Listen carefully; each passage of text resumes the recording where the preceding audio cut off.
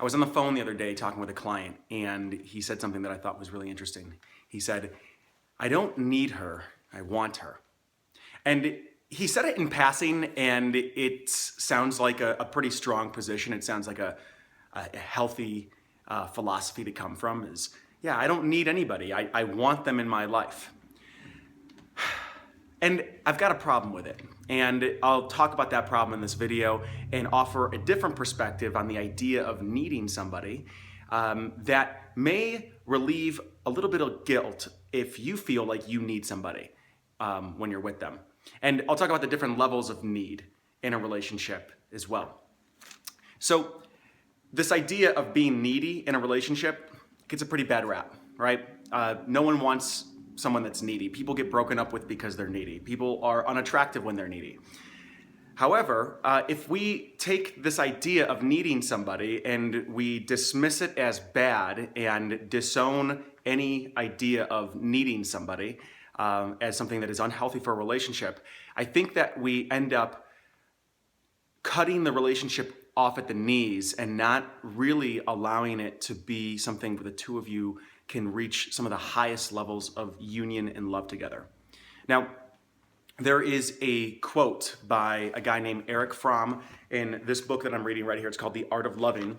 And he says, "Immature love says, I love you because I need you. I love you because I need you." That's immature love. While mature love says, I need you because I love you. Now, what I think this quote talks to is the idea of a codependent relationship versus one that is interdependent and really honoring how special love is.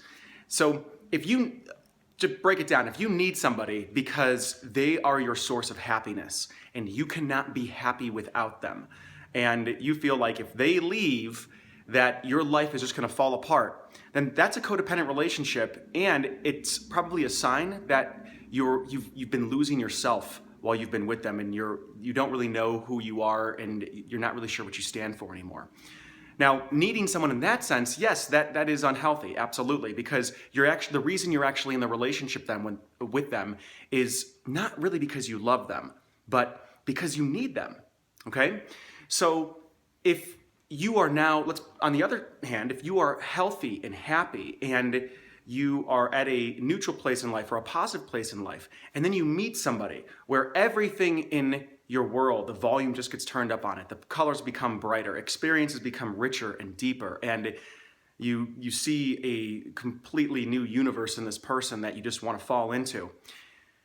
Needing them because you love them at that point makes sense, because see, I believe, and we can just try this on as an idea, that perhaps the reason that we're here is to experience some of the highest levels of love possible.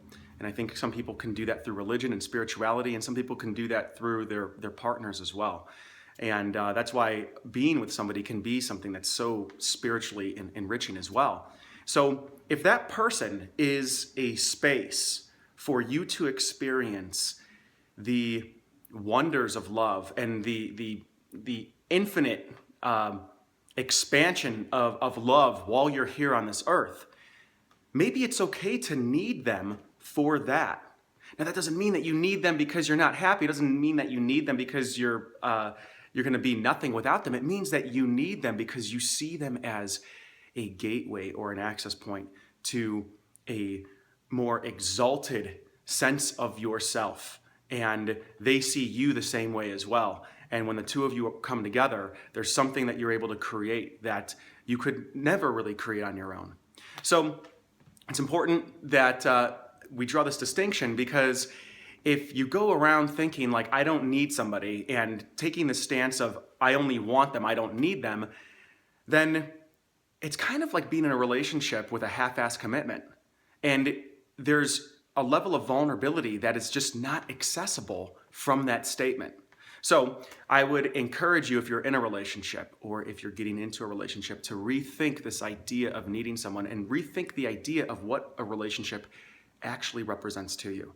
Because when you're able to do that, I believe you can enter into it from a place of higher consciousness and really transform yourself and the relationship into something that's a life-giving venture than something superficial.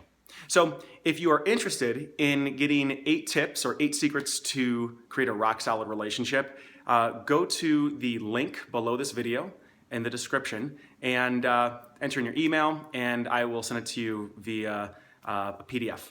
And if you got any questions, send me an email as well. Post a comment below, like this video if you think it was helpful. Thanks.